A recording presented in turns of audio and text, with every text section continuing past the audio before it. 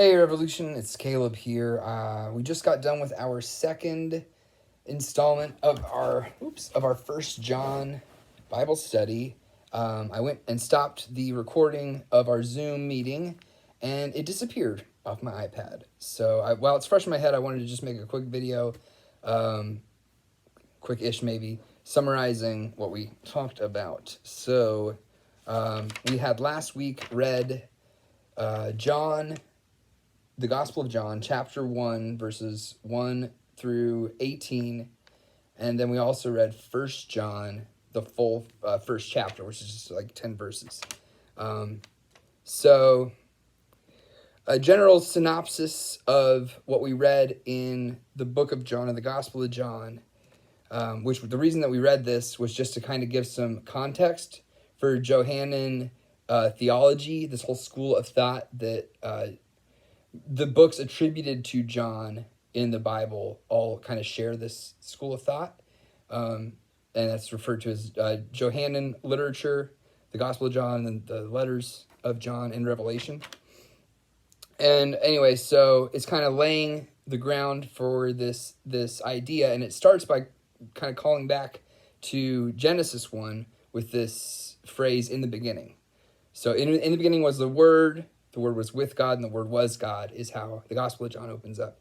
And the term, the Word, there, in the beginning was the Word, is the Greek word for logos. And some of the members of our Bible study said that it was helpful for them to think of it as in the beginning was love, which is a little bit of an extrapolation. It's not necessarily, that's not a translation of the word logos in Greek, but it's just such an abstract thing to think in the beginning was the Word. And then Scott pointed out in the study that in this time when it was written, the word, people's words, and their covenants were considered, once you spoke something into existence, it existed just as real, in as real of a sense as something physically exists. So you're essentially creating things with your words, which we also see this idea in John is that the word, that logos, is a creative energy, is an element that is eternal and has always existed, and it is a creative force through which everything is created, and that it says is God and is with God and is a tool used by God and is an expression of God. And in logos, John goes on to say, in the Word is life, and in the life is the light of humanity. And this idea of God as light comes up again in the first half of the letter of 1 John, which we'll see here in a little bit. So it's kind of setting up the theme of that first half of of the letter of 1 John in the Gospel of John. All these Johns, I know it's really confusing. And then we also meet John the Baptist here in the Gospel of John, which even more Johns. So that's when in verse 6. So John chapter 1, verse 6, that's when kind of the story starts. So we set up this lofty, metaphysical, esoteric, mystic idea of the Word as with God, and it is God, and it's life, and it's light, and it's love. And then we start applying it to a human experience, to a story, and setting up, telling the story of the gospel, of these few years in which Jesus was carrying out his ministry, in the gospel story. But John goes about setting this up and telling this in a much more metaphysical, abstract way. So in verse 6, the story kind of starts talking about John the Baptist bearing witness to the coming light, to the coming Word, that will enlighten everyone, that is coming into the world, that was in the world, which was made through him. He uses the male pronouns. That was made through the Logos, through the Word, but the world that was made through him didn't recognize him. And so that's kind of just the setup there of John 1, verses 1 through 7. I think we saw 17 or 18 around there. And then we drew some parallels with the letter of 1 John, which takes these Johannine ideas of the concepts of the eternal creative energy, logos that is God's essence, and it is God and is with God, and applies them to a physical human context, to a story, much like the Gospel of John applies these ideas to the story of John the Baptist and Jesus and the disciples. In a similar way, the letter of First John applies these ideas and these theologies to the application of the church in Ephesus, to this new generation of Christians, this generation of Christians who didn't walk with Christ.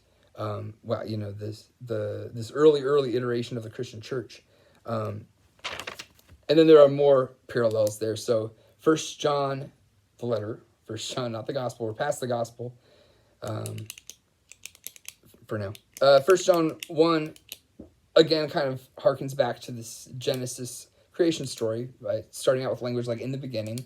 And then the letter, First John, establishes the authority of the writers, of the writer, of the witness who witnessed Christ, as in was with Christ, like saw, walked with, spoke with, touched Christ. And there's specific reference to touching, having walked with and touching Christ, kind of harkening back to doubting Thomas, was able to physically touch Christ when he was in a time of doubt. He was afforded the luxury of being able to call out and have Christ manifest and be able to touch him, whereas this new generation of Christians does not have access to that.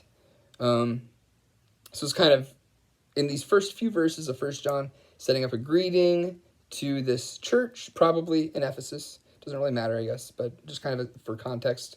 And says, like the Gospel of John says, God is light. Says with this idea of God as light. And Selena had a really great insight in observing that it can be really useful. She said for her it can be really, really useful to see God or see truth or see love as light, because in light everything is transparent, nothing can be hidden.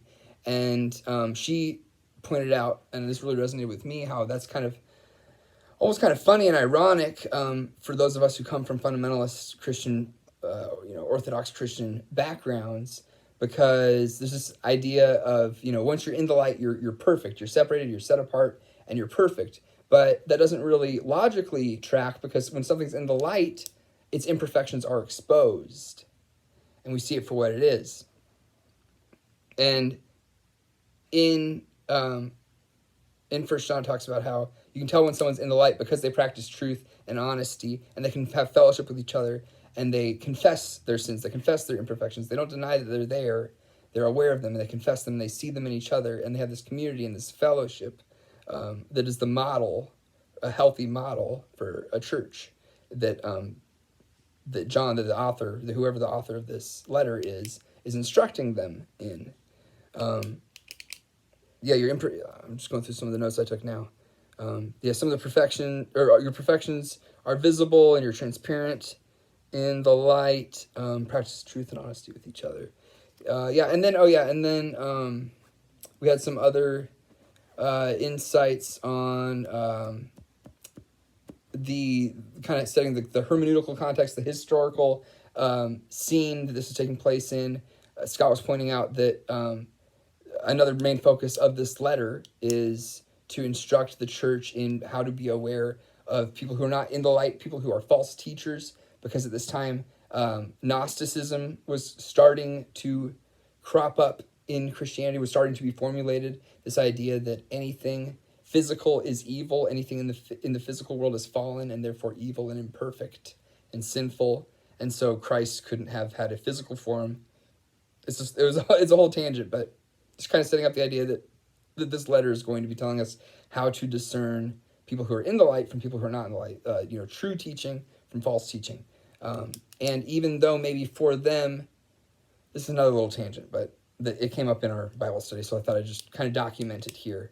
Even though for them at this time, the historicity of Christ being incarnated in flesh and being resurrected in flesh was so important because of their context, because of the inference or the implication that anything physical would be evil, therefore Christ could not have had a physical body. I think more so John is warning against this teaching, not because of the importance of the historical resurrection.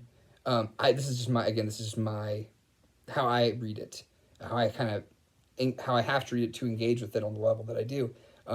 But the importance in warning against these false prophets is because they're not acting in love, and they're not living in the light, and two, because they're teaching something dangerous, and that is that the physical world is evil, and that anything physical is evil. And creation is beautiful and imperfect but good, and we are to engage with it. And I don't know, I think it can lead to some dangerous conclusions you could draw if you chase that theology down. Anyhow, that's like I said, that's a tangent. I don't know if I should have spent that much time on it, but that's just kind of what we talked about. And then for next week, we'll be reading 1 John chapter 2, verses 1 through 17. We're not going to keep reading the Gospel of John, just the letter of John. So anyhow, yeah, and then also there's some book recommendations. I know The Orthodox Heretic came up. Love Wins also came up. Orthodox Heretic by Peter Rollins. It's a really good book with each chapter is a different parable, or his take on either a retelling of a familiar parable or a new parable, or maybe a parable that might not be familiar from Christian tradition. And then, so yeah, that's a great book. And then Rob Bell's book Love Wins also came up. So that's just kind of me trying to vomit back out everything that we just talked about while it's still fresh in my head. So see y'all next week.